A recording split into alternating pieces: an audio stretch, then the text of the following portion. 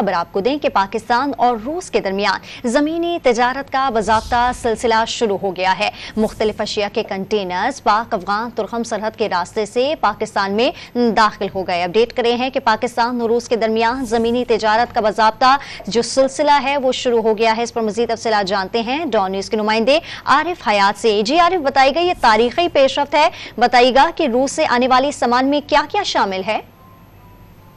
यकीनन ये पाक रूस तिजारत के लिए तारीखी लम्हात है और बड़ी पेशरफ्त है कि सामान से लदे कंटेनर जो हैं रूस से वो पाकिस्तान पहुंच गए और ये मास्को से इस्लामाबाद तिजारती मंसूबा है जिस पर मार्च 2023 में दस्तखत किए गए थे। एक पायलट मंसूबा था और इस पर अभी बाकायदा तौर पर अमल दरामद जो है तो वो शुरू हो गया है।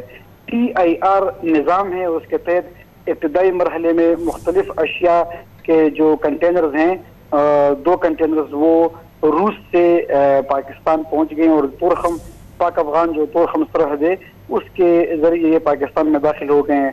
दीगर जो सेंट्रल एशियाई ममालिक है तो ये गाड़ियाँ वहाँ से गुजर कर अफगानिस्तान और अफगानिस्तान से फिर पाकिस्तान आएगी और इससे कबल भी तेल और गैस के LNG के जो कंटेनर्स थे 10 कंटेनर्स थे वो भी इससे कबल पहुंच चुके थे। लेकिन ये एक एक्सक्लूसिव मंसूबा है जिस पर दस्तखत मार्च 2023 में हुए थे PDM की हुकूमत में और ये पायलट मंसूबा है।